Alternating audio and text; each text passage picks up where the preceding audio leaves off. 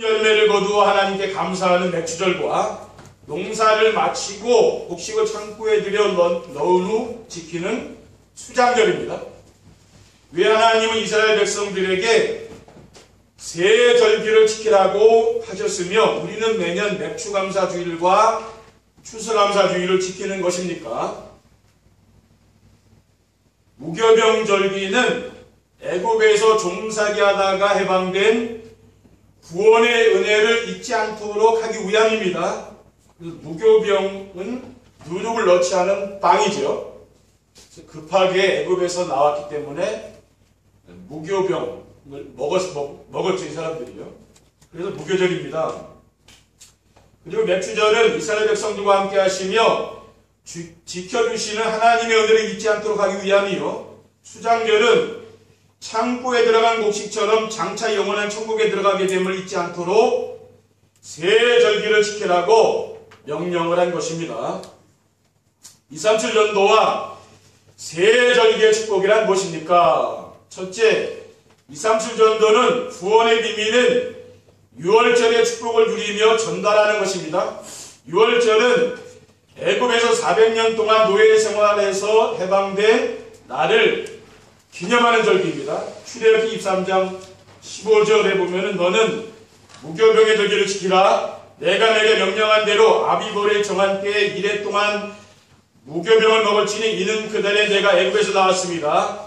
빈손으로 내 앞에 나오지 말지니라고 하셨습니다. 애굽에서 종살이하던 이스라엘 백성들이 언약의 피를 바르고 애굽에서 나와 가나안 땅으로 들어가게 된 것입니다. 그리고 홍해에서 바로왕의 군대가 이스라엘 백성들을 따라오다가 수장되고 바로왕의 손에서 완전히 해방된 거죠. 그래서 구원이란 무엇이냐면은 자신과 물질과 성공 중심이란 사탄의 노예에서 완전히 해방되는 것입니다. 그리고 237전도는 자기 중심, 물질 중심, 성공 중심으로 살아가며 사탄의 노예 생활하는 237 나라 5천 종족을 해방시키는 것입니다. 둘째, 237전도는 임마누엘의 비밀인 맥주절의 축복을 누리며 전달하는 것입니다. 맥주절은 40년 동안 광야에서 함께 하시고 지켜주신 하나님께 감사하는 날입니다. 출애굽기 23장 16절에 맥주절을 지키라. 이는 내가 수고하여 밭에 뿌린 것의 첫 열매를 거둠이니라고 하셨습니다. 이스라엘 백성들이 애굽에서 해방되어 광야 40년의 길을 통과하여 가나안 땅에 들어가게 해주신 하나님의 은혜에 감사하며 하나님께 첫 곡식을 드리며 예배를 드렸습니다. 그리고 하나님은 언제든지 언약을 붙잡은 사람들과 함께 하시며 지켜주시는 분이십니다. 이스라엘 백성들이 광야길을 가는 동안 하나님께서 낮에는 구름기둥으로 밤에는 불기둥으로 인도해 주셨습니다. 그리고 237년도는 하나님의 보호를 받고 사는 그리스도의 비밀을 전하는 것입니다. 우리가 그리스도의 비밀을 붙잡은 사람과 하나님이 함께하는 것 아닙니까?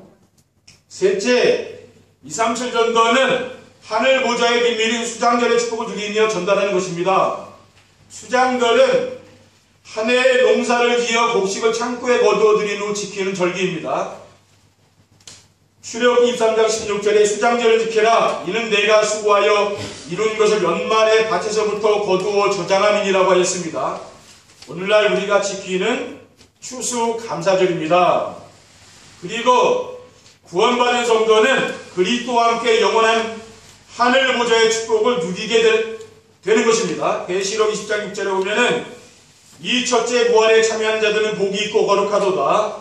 둘째 사망이 그들을 다스리는 권세가 없고 도리어 그들이 하나님과 그리스도의 제사장이 되어 1000년 동안 그리스도와 더불어 왕노릇 할다가 했어요.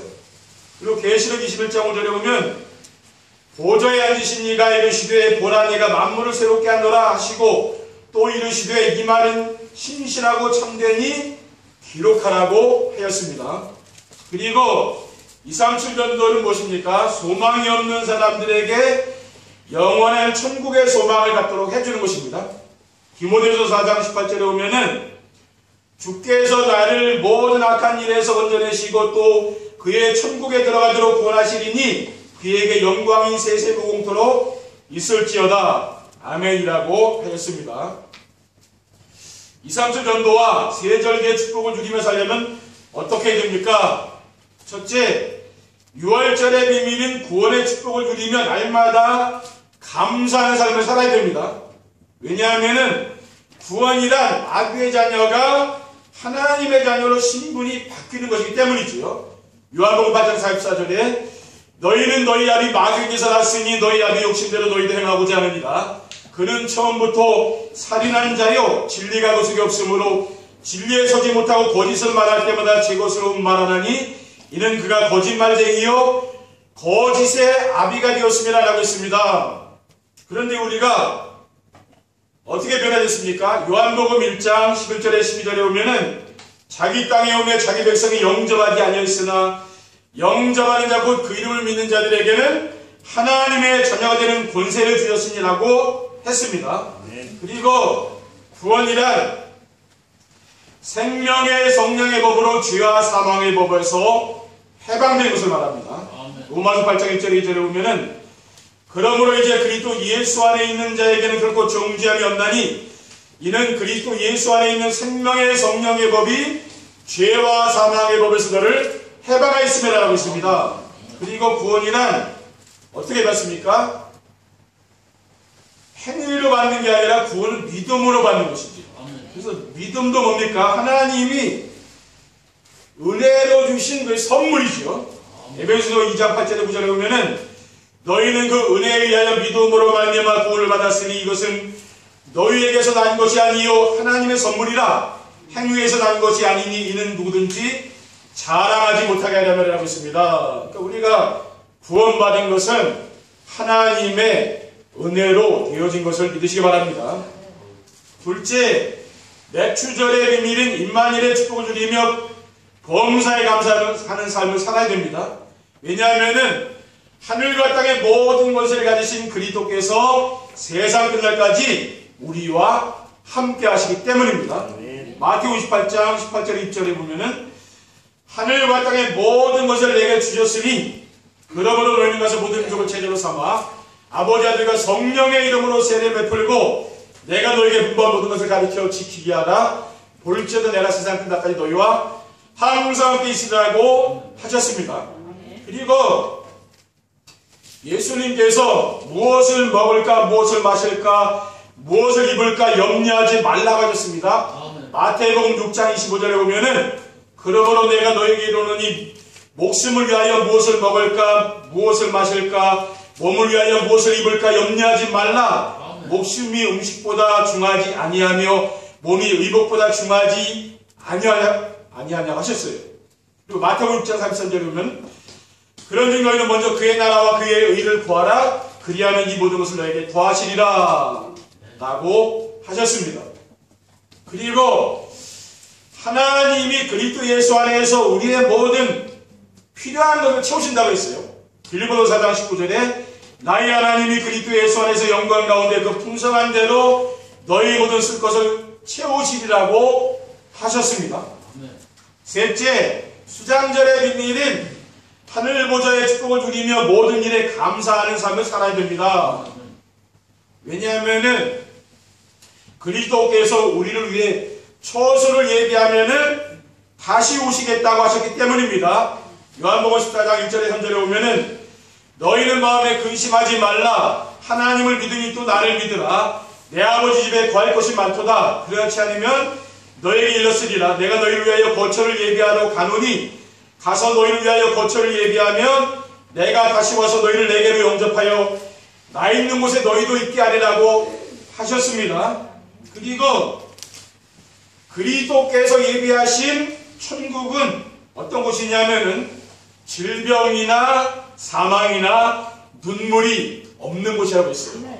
계시록 21장 3절에 4절에는 내가 들으니 보좌에서 큰 음성이 나서 이르되 보라 하나님의 장막이 사람들과 함께 있음에 하나님이 그들과 함께 계시리니 그들은 하나님의 백성이 되고 하나님은 친히 그들과 함께 계셔서 모든 눈물을 닦아주시니 다시는 사망이 없고 애통하는 것이나 곡하는 것이나 아픈 것이 다시 있지 아니하리니 처음 것들이 다 지나갔음이로라 라고 했습니다. 그리고 하늘 보좌의 축복은 무엇입니까? 생명책에 이름이 기록된 사람만 누릴 수 있는 겁니다. 계시록 3장 5절에 보면은 이기는 자는 이와 같이 흰옷을 입을 것이요 내가 그 이름을 생명책에서 결코 지우지 아니하고 그 이름을 내 아버지 앞과 그의 천사들 앞에서 시인하리라고 했어요.